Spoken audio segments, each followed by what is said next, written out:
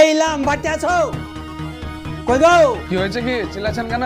এই তো ধরতে চান আর কত সহ্য করে পড়ে কি হয়েছে বুঝতে পারছিস না? তোর বোনের বিয়েতে আমার জমির পাশে তোদের গাছটা কেটে ফেলবো বলেছিলি, কই তোরা আজ পর্যন্ত গাছটা কাটলি না? ওই গাছের টান আমি আর কতদিন সহ্য করবো? তোদের গাছের এই ছামার লেগে আমার আধেক ভের ফসল হচ্ছে না।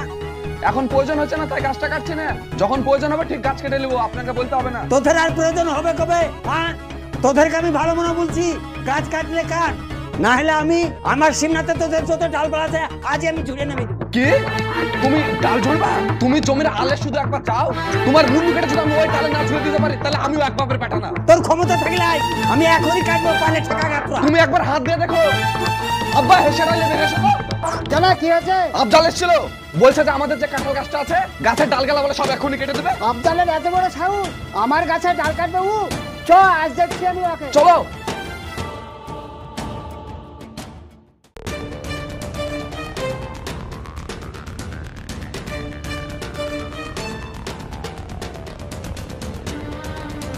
ওই আফজাল, এই আমার কাছে পাতা কাটছিস কি ছেলে?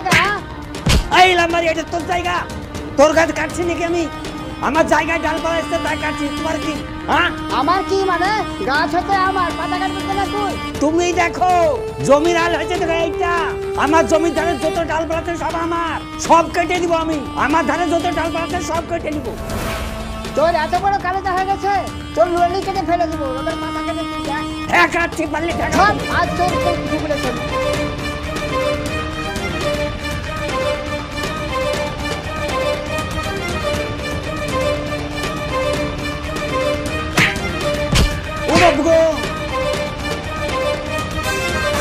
আরে মরে গেল নাকি? খারাপ না।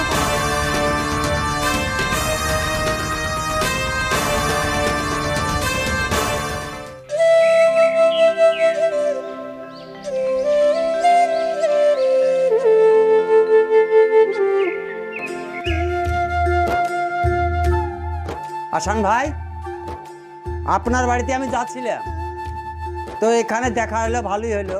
কেন? ওই বিনা দোষে আমাকে এই লাম্বারি ছেলেতে মেরে মাথা ফাটিয়ে দিয়েছে। কেউ বিনা দেশে কাউকে মারে? নিশ্চয়ই তোমার দোষ ছিল। আমার দোষ বলতে, আমার জমির পাশে ইলাম বাড়ির একটা কাঁঠালের গাছ আছে, ওই গাছের গোয়াটা ওর জমিতে আছে, আর সমস্ত ডালপালা আমার জমির ওপরে আছে, আমার জমির ফসল হয় না ওই গাছটার লেগে। তো আমি ওদেরকে বারবার করে বলেছি ওই গাছটাকে কেটে ফেলতে, কিন্তু গাছটা কোনো মতেই কাটে না। তো আমি নিজে থেকে ওই ডালপালাগুলা কেটে দিয়েছিলাম, ওই কারণে বাব্বাটা মেরে আমার মাথা ফাটিয়ে দিয়েছে। তাই? হ্যাঁ, ঠিক আছে, তুমি আগামীকাল গ্রামের 5টা মানুষ ডাকবা, আর আমিও থাকবো। তোমাকে অন্যায়ভাবে যেভাবে মেরেছে তার বিচার আমি কালকে করে দেবো। যাও তুমি এখন। ঠিক আছে, আমি গেলাম তাহলে।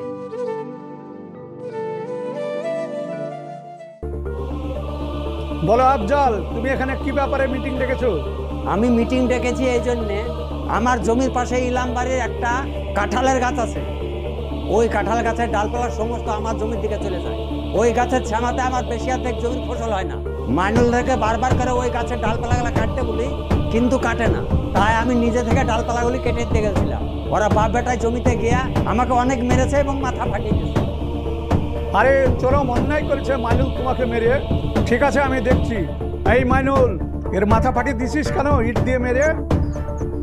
শোনান চাচা, ওই গাছটা প্রায় আজ 100 বছর পুরনো গাছ, আমার দাদর আমলের গাছ।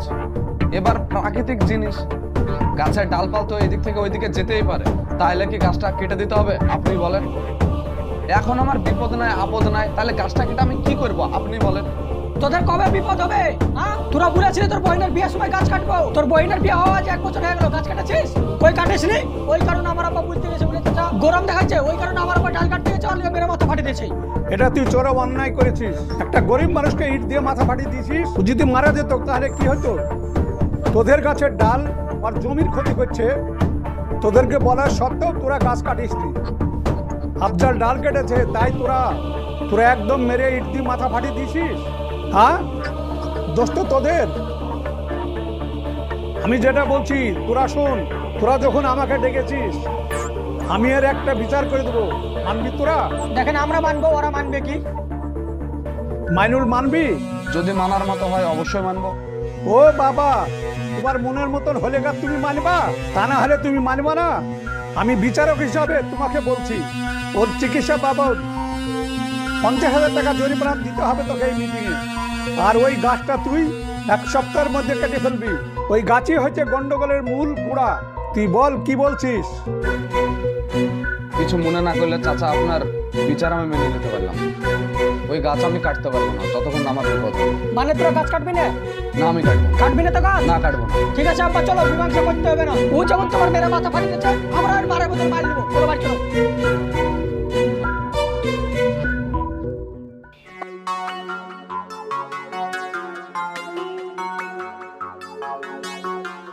কিভাবে এসব ঘটলো? স্যার আমি সাইকেলে করে বাড়ি ফিরছিলাম মাঠের কাজ শেষ করে, তো হঠাৎ করে 3-4টে ছেলে আমার সাইকেল আটকে আমাকে নামে অনেক মারধর করে এবং স্যার আমার হাতও ভেঙে দেয়। এই দেখেন আমি রিপোর্ট লিখছি হসপিটালের, আপনি দেখেন।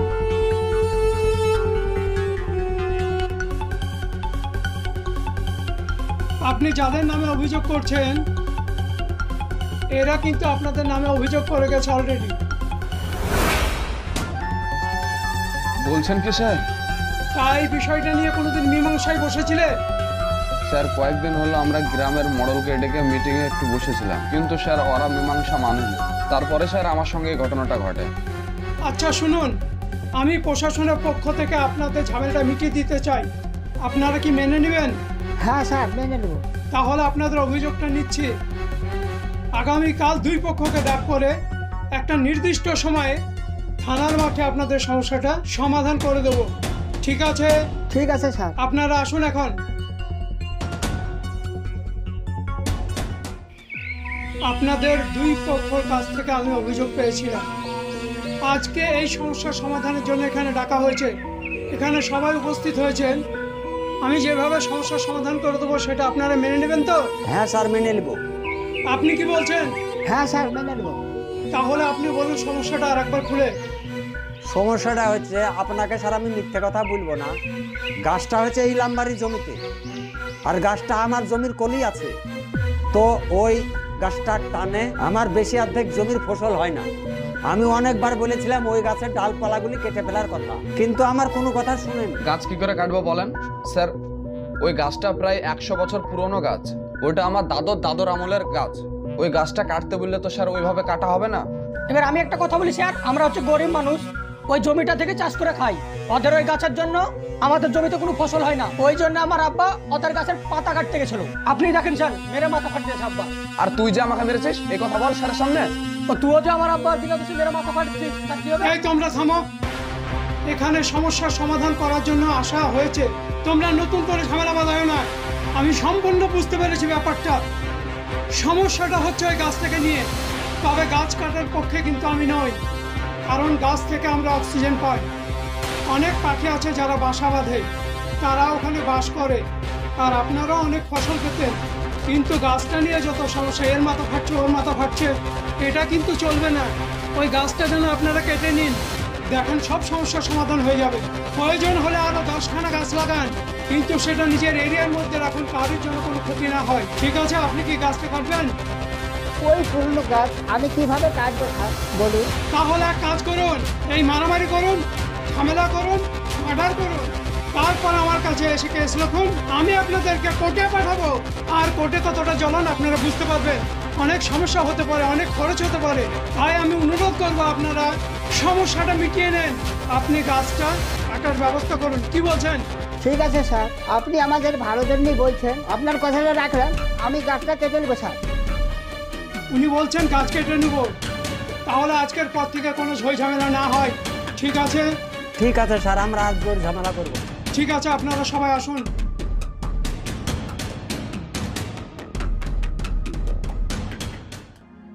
গ্রামের দিকে একটু উকি দিলে এই ধরনের নানান ঘটনা কিন্তু ভেসে আসে।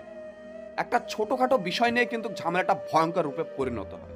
হাতে থেকে মারামারি, তারপরে খুনাখুনি হয়। লাভ কারোর হয় না, দুজনারই ক্ষতি হয়। কিন্তু বোঝাবে কে? আপনি বোঝাতে গেলে আপনি খারাপ।